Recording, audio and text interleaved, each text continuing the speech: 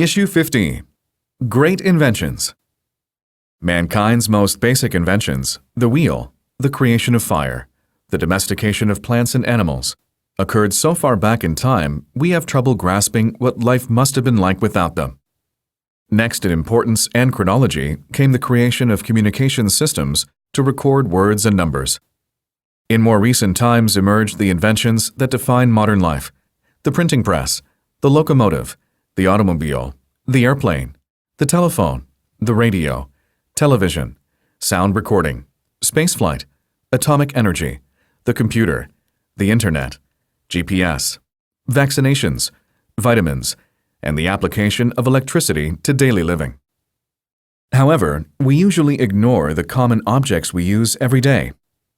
As I sit typing here at my desk, I see before me such ordinary items as lead pencils, ballpoint pens, spiral notebooks, whiteout, cellophane tape, a stapler, ceramic coffee cups, and bifocal glasses.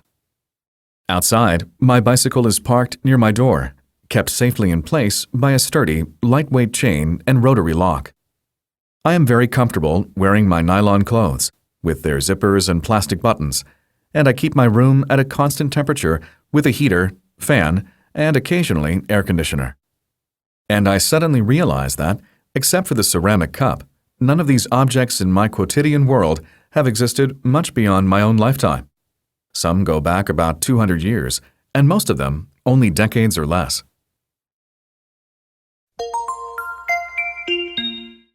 Comprehension. 1. When did humans invent the wheel? 2. How old are most of the mentioned items? 3. What important inventions have been left out of the discussion?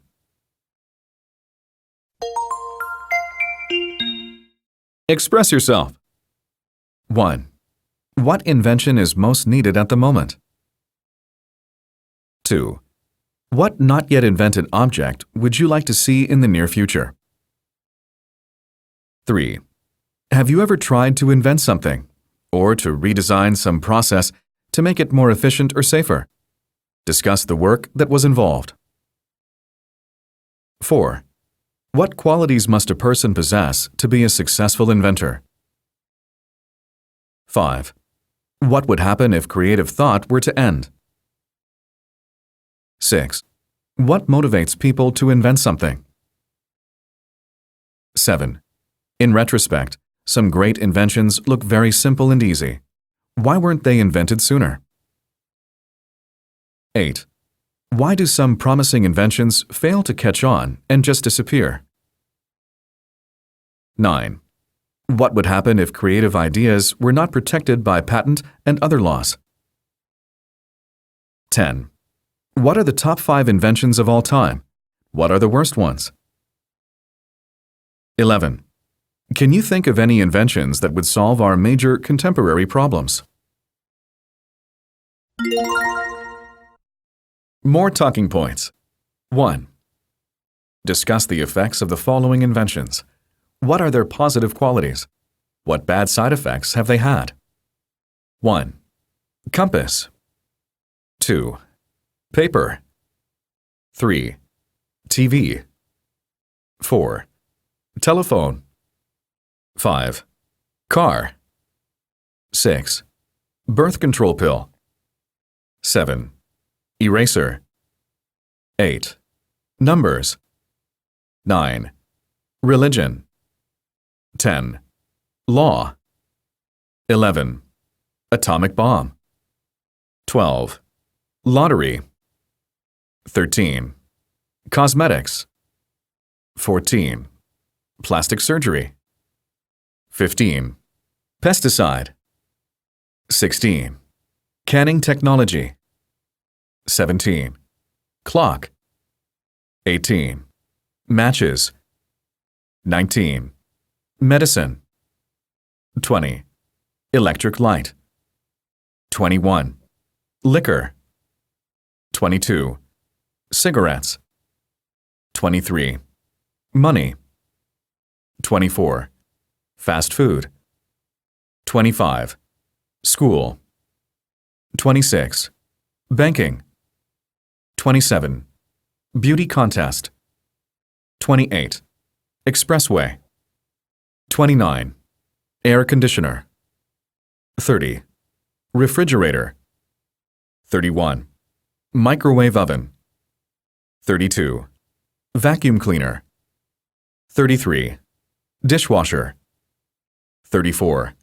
Batteries. 35. Airplane. 36. Printing press. 37. Piano. 38. Movie. 39. Internet.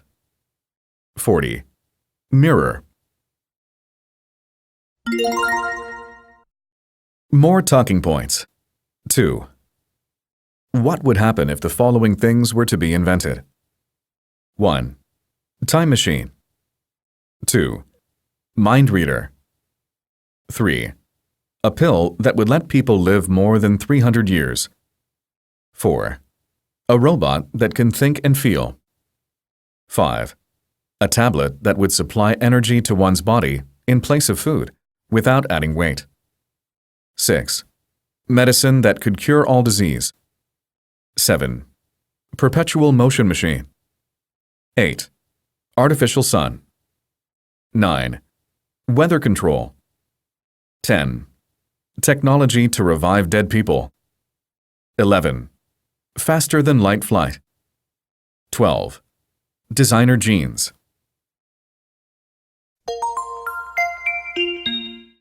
Opinion samples. 1. Some 2.5 millennia ago, a Greek named Hero invented the steam engine. It attracted a lot of attention but never found a use.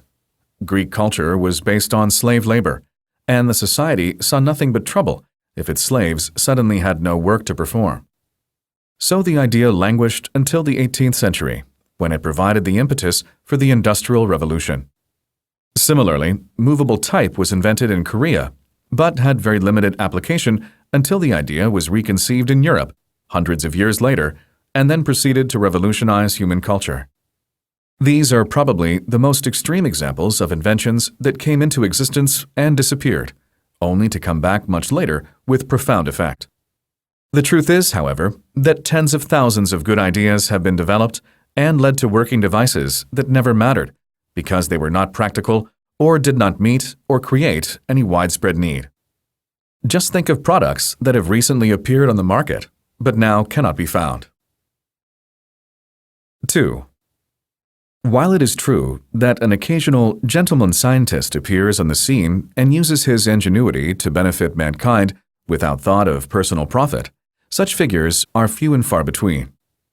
The fact is that beyond the initial creative insight, which may indeed come in a flash of inspiration, most technological developments require enormous amounts of time and tinkering to bring to fruition. They require almost constant applications of trial and error.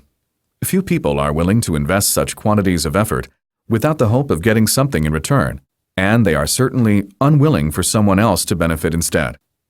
So patents are designed to allow the ones who have had the ideas and done the work to gain whatever profit is available, and thus encourage folks to make an effort to improve human lives.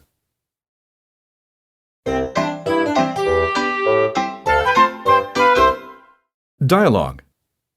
Nukes or no nukes? I don't understand why the government is even considering the grant of new permits for nuclear plants. The ones that already exist should be closed down. You're always complaining about pollution, but you refuse to allow the development of the cleanest source of energy we have. It might be clean, but it's dangerous. Accidents cannot be completely avoided, so they will happen sooner or later. And when they do, a nuclear leak will kill thousands of people and give cancer to tens of thousands more. You don't think miners get injured digging for coal? Of course they do, but the number of deaths and injuries is pretty small compared to the potential disaster at a nuclear plant. For decades, hundreds of nuclear plants have been constructed around the world. In all that time, there have been exactly 3 serious incidents, and all of them were quickly contained, long before the dire consequences you're afraid of could develop. The people who construct and operate those plants are well aware of the risks and are very careful to avoid them. I disagree with your facts.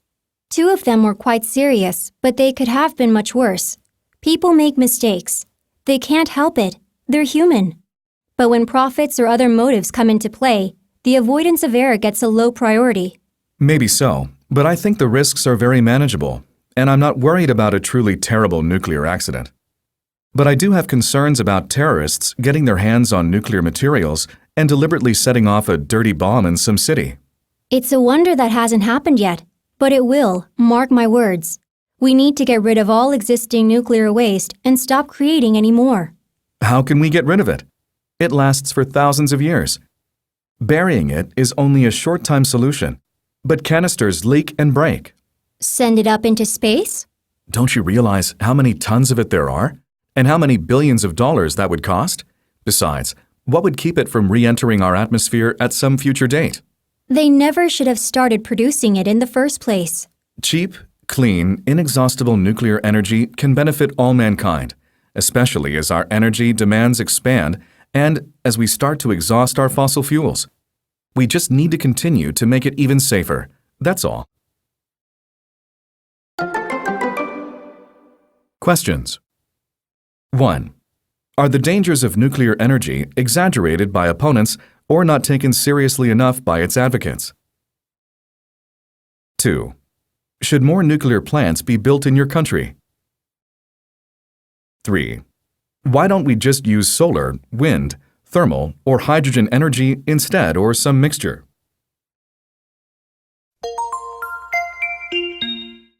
Read and discuss. Should we permit scientists to clone humans? In the science fiction scenario, cloning is the method of recreating some long-dead notable personage, perhaps Albert Einstein or Adolf Hitler. Or it is employed to replace a dead child, or to populate the planet with some desired prototype, like a handsome movie star. But these are unlikely to be the ways cloning is ever genuinely employed. The process is already more widespread than you may realize, and is used to grow perfect vegetables or dependable supplies of meat. Some public concern still exists about the quality, healthfulness, and economic viability of cloned, genetic food, but for the most part, it has become a non-issue for most people. The more pressing questions have to do with human cloning, which seems different in kind than non-human cloning. Is it moral? Is it an intrusion into divine purpose? However, at least for now, cloning research is devoted to producing stem cells, not entire organisms. These stem cells seem to hold the key to removing or alleviating a wide range of human diseases. If the promise holds out, this type of cloning may in its turn prove to be not only uncontroversial, but one of the greatest advancements in human history.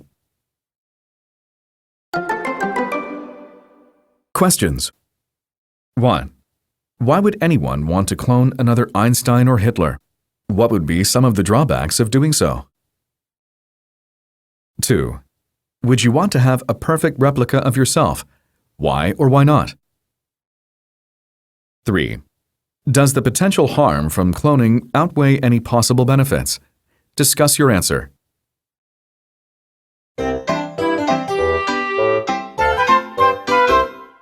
Let's talk funny. The secret to long life. We have finally found the longevity genes. Now we can realize the long-awaited dream of living 300 years or longer. Just think what that would mean. It's certainly a real breakthrough in human history, but it could be a disaster for those who can't financially support themselves for such a long time. You don't have to worry about that. Since you live from hand to mouth, you can't afford to implant our newly found genes, so the problem solves itself. Questions. 1. Is long life desirable if we have to live in a sick old body or with a sick old mind? 2. Is it better to have a short life full of zest and accomplishment or a long one full of sadness and boredom? 3. Do we get wiser as we age or more foolish? Points to ponder.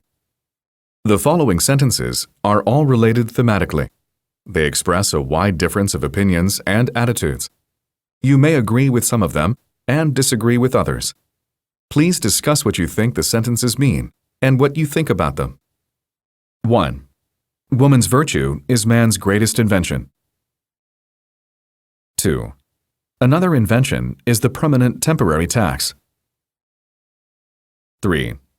We will pay a big price for an invention that will help us save time we don't want to do with. 4. The greatest labor-saving invention of all time is tomorrow. 5. Of all the labor-saving devices invented for women, none has ever been as successful as a devoted man. 6. Necessity may be the mother of invention, but vanity is certainly the father.